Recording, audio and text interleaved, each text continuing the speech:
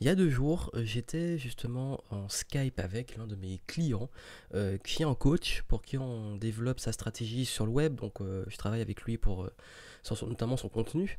Et ce coach m'a dit que depuis qu'il a publié ses nouvelles vidéos, donc il est plus dans l'hypnose et dans les approches un peu basées autour de l'hypnose, je vais pas rentrer dans les détails. Et en fait, ce client m'a expliqué qu'il y a pas longtemps, depuis qu'il a posté une vidéo qui a à peu près une semaine, il l'a mise sur YouTube et sur Facebook, il a reçu l'attaque de coachs, donc de deux coachs qui sont dans le même domaine, donc qui sont des concurrents, et qui l'ont attaqué en disant qu'il n'était pas légitime, qu'il n'avait pas à parler de ces sujets, etc.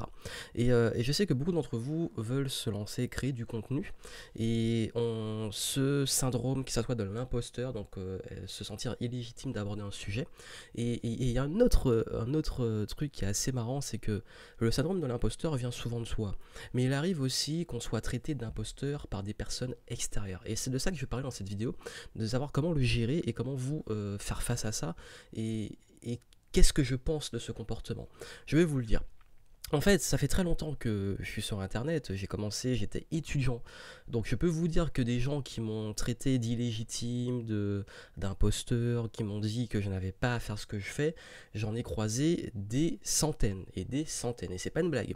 Et encore à ce jour, il arrive très souvent que j'ai des coachs, des consultants, des personnes qui sont des experts. Donc pour moi, si on est expert, on n'a pas à avoir ce genre de comportement. Mais bon, chacun fait ce qu'il veut. Et des experts qui viennent très souvent, ils tombent sur mes contenus, donc ils tombent sur un contenu, donc généralement, et bizarrement ils tombent sur des formats courts, alors que pour moi ces gens-là devraient aller plutôt faire des formats longs, et je propose des formats longs, mais ils arrivent juste sur un de mes contenus et ils me démontent. Et que ça soit sur, j'ai une vidéo sur la procrastination qui fait exactement, même pas 5 minutes, hein, c'est un extrait en plus, donc c'est déjà hors contexte, c'est sorti d'un contexte où je développe tout ça. Derrière il y a une conférence de 2 heures où je vais en profondeur, et pourtant il y a des gens qui viennent m'insulter en me disant que c'est intolérable que je parle de la procrastination de façon aussi simpliste, alors que l'objectif de la vidéo est d'être impactante pour ensuite donner aux gens envie de créer un déclic pour qu'ils se forment sur la procrastination et qu'ils aillent plus loin au travers d'une conférence gratuite de 2 heures. Donc ces gens n'ont jamais regardé la conférence, et ils viennent me dire comment je devrais traiter le sujet et qu'est-ce qui devrait être bon. Et ils me demandent, j'ai limite parfois des entretiens, des questions, pour me dire qui je suis pour parler de ça, quelles sont mes compétences, etc. Je vais vous dire un truc, c'est pas à ces gens-là de déterminer si vous êtes légitime ou pas. Pourquoi? C'est pas les experts qui doivent vous dire si vous êtes légitime ou pas. Les seules personnes qui doivent vous dire si vous êtes légitime ou pas, c'est le marché. Ce sont vos prospects et vos clients. Pourquoi? Parce qu'en fait, il y a une tendance générale, et même moi ça m'est arrivé parfois, de tomber dans ce piège, d'estimer que quelqu'un, une autre personne, un concurrent notamment, raconte des bêtises, et de vouloir rentrer en confrontation en voulant le démonter, en disant qu'il n'est pas légitime pour aborder certains sujets. Et il y a une part de vérité dans le sens où parfois je trouve que certains sujets sont délicats comme l'école, les études, etc. Et qu'on ne peut pas dire tout et n'importe quoi. Je suis pas en train de dire que n'importe qui peut dire n'importe quoi. Ce que je suis en train de dire, c'est que on ne peut pas juger si quelqu'un est légitime en fait. Pourquoi? Parce que si je prends l'exemple de mon activité, si j'avais attendu qu'on me dise ok tu es légitime, ok tu es critique, donc maintenant tu peux écrire un livre, maintenant tu peux faire du contenu, maintenant tu peux faire ceci ou cela, bah, je devrais attendre d'avoir des cheveux blancs, des rides, et je serais pas là où je suis aujourd'hui, parce qu'en fait j'aurais attendu sur l'approbation d'autres personnes. Et ces gens-là étant très souvent des concurrents, ils n'ont pas dans l'intérêt que je perce. Donc en fait, si vous souffrez de ce problème-là, de gens qui viennent vous dire que vous n'êtes pas légitime et tout, c'est pas à ces gens-là de vous le dire, c'est pas eux, c'est tout simplement, c'est votre audience, c'est votre marché. Après, oui, il y a une part de responsabilité, et je n'ai jamais omis ça, qui fait que s'il y a des choses sur lesquelles vous n'avez vraiment pas d'expertise, n'allez pas en parler, c'est normal. Si vous n'avez aucune expertise sur l'alimentation, vous avez lu deux trois trucs dessus, n'allez pas en parler en faisant passer pour ce que vous n'êtes pas. Par contre, vous pouvez en parler et dire, voilà, j'ai lu telle étude, j'ai vu ça, mais être transparent sur le fait que c'est un avis, c'est une opinion, c'est une perception, et c'est pas justement des conseils, une responsabilité que vous avez vis-à-vis de votre audience. Et là où je veux en venir, c'est que on n'avance pas en passant notre temps à démonter les autres en disant s'ils sont légitimes, s'ils sont experts, s'ils peuvent parler de tel ou tel sujet. Surtout que maintenant sur internet, il y a une réalité, c'est que la parole d'experts, de chercheurs est mise au même niveau que Jean-Michel et j'ai lu un article sur un site de buzz et je donne mon avis, c'est mis au même niveau. Donc ça, j'avoue que ça crée le fait que parfois, il y a beaucoup de coups de gueule sur le fait que qui est légitime et qui ne l'est pas. Mais il y a une réalité, c'est que les seules personnes capables vraiment de juger d'une légitimité ou pas, c'est les gens.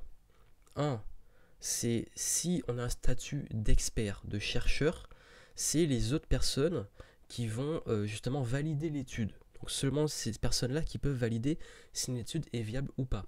Si vous avez un statut par exemple de coach, de personnes qui donnent des conseils, d'infopreneurs, de formateurs, qui est mieux placé pour dire si ça lui apporte quelque chose?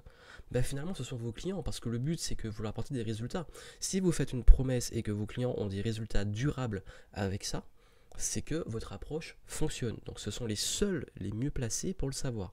Que ce soit des gens, des touristes qui débarquent et qui vous disent que votre méthode, votre truc c'est de la merde, et généralement ils l'ont jamais testé, ils l'ont jamais appliqué, donc ils sont mal placés. D'autres experts qui viennent vous dire ça, bon, oui et non, mais le problème c'est que souvent ce sont des concurrents, et puis qui sont pour vous dire ça, pour vous dire qui vous êtes justement vous pour parler dans ce sujet. Là encore c'est délicat. La meilleure chose que je peux vous conseiller dans ce cas-là, c'est faites de votre mieux, apportez ce que vous avez comme expertise, ne prétendez pas avoir une expertise que vous n'avez pas, sinon amenez vers des ressources, des choses ou des réflexions pour aller plus loin. C'est-à-dire que moi par exemple, je sais très bien que quand un sujet je ne le maîtrise pas ou que j'ai pas tout, mais je vous le dis en toute honnêteté et je n'ai pas la réponse à tout. Et je vous laisse aller vers des ressources ou faire vos propres recherches. Quand je ne sais pas un truc, je le dis. Ou alors je donne une opinion, mais j'invite à faire des recherches. Et c'est ça en fait le bon équilibre. C'est restez dans votre zone d'excellence, abordez les sujets que vous maîtrisez, donnez des avis, partagez vos expériences, et puis les gens qui viennent vous dire que vous n'êtes pas légitime, que vous n'avez pas parlé de tel sujet, que vous n'êtes pas... bref, ce type de personnes-là, que ça soit d'autres experts ou que ça soit des touristes, la meilleure réponse à donner à ça, c'est on les emmerde, voilà, ils n'ont pas leur mot à dire, et le marché, c'est le marché qui décide. Quand Uber est arrivé, que les taxis ont pris cher, on peut dire tout ce qu'on veut sur la concurrence déloyale, la non-légitimité de ces VTC, etc. Le marché a décidé qu'ils en avaient marre des taxis.